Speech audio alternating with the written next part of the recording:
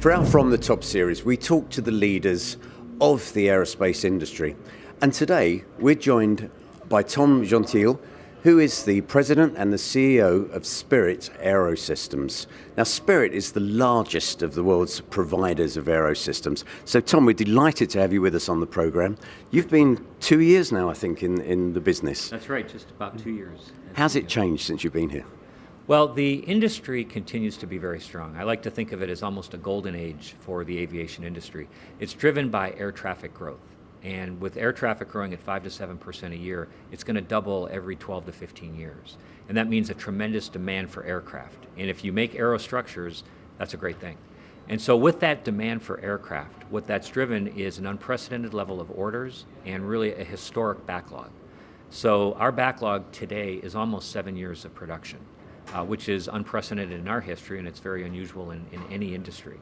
And with that strong backlog, the orders are actually continuing. And so last year, the book-to-bill rate was 1.3 overall, 1.6 for narrow bodies.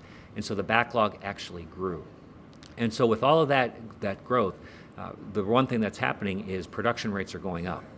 So 2 years ago, when I arrived as CEO of Spirit, we were producing 42 aircraft per month on the 737, the narrow body for Boeing, and about 53 for Airbus on the A320. Today, we're producing 52 aircraft per month on the 737, 57 for the Airbus A320, and that's going to go up next year to 57 and 63.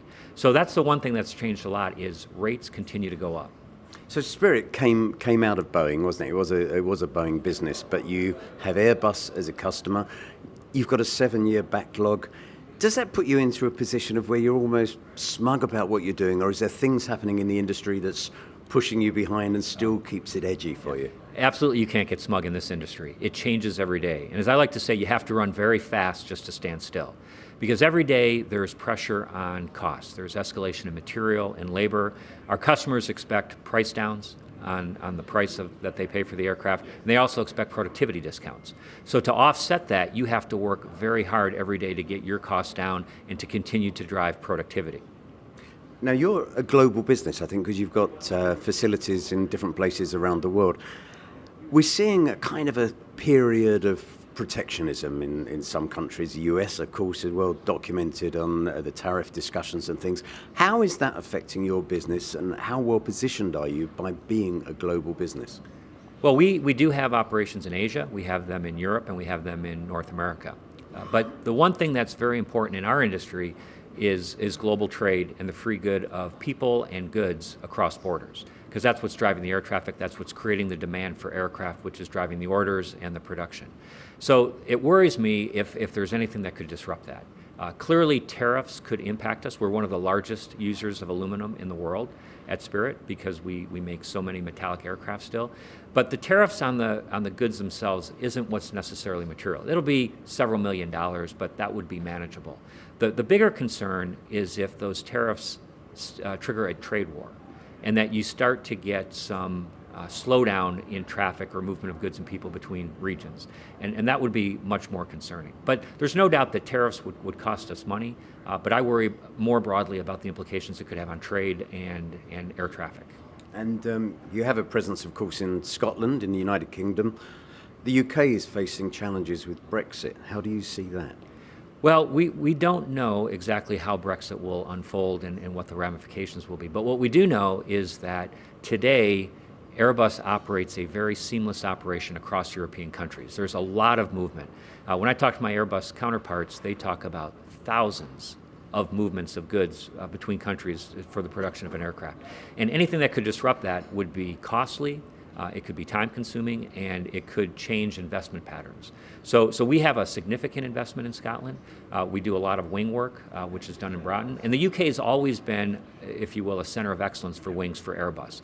We certainly would want that to continue. And so however Brexit gets resolved, we hope that it would not have an impact on the UK as the center of excellence for Airbus on wings. Aerospace 4.0, digitalisation in the industry, we're seeing new materials, new methodology, the ways of doing things. How are you handling this revolution? Right. We think of digitization as impacting material, mechanics, and also machines. And so we're thinking of digitization along all those lines. So for example, machines. We have hundreds and hundreds of large pieces of capital. We are putting sensors on all of those so that we can monitor them real time and not only see if they're up, of course they need to be up, but also are they operating at peak efficiency and what's driving that. So that's one thing. With regard to mechanics, we're trying to figure out how do we make our frontline mechanics as productive as possible. And so what we're looking at are different ways to collect data and use analytics so that we can reduce the duration of how long it takes us to do each task, and then reduce the variation. So we produce 52 aircraft a month. How long does it take us to do each task on those 52 aircraft, and how can we continue to improve that so that we can optimize it and improve our flow days and improve our productivity? And Tom, you've got this opportunity really to talk to your entire supply chain. Is there one single message you've got for the supply chain going forward to meet your targets? Well, as production rates go up, we have to continue to be productive. And so we can't be complacent. We have to continue to drive down cost and to improve quality. Those are the most important things in our industry. And one thing about the aviation industry is we never compete on safety.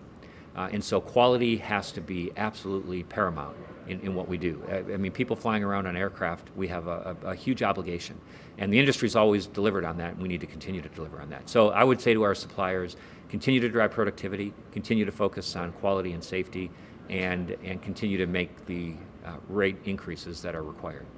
Tom Gentile, thank you very much for joining us. Okay, thank you.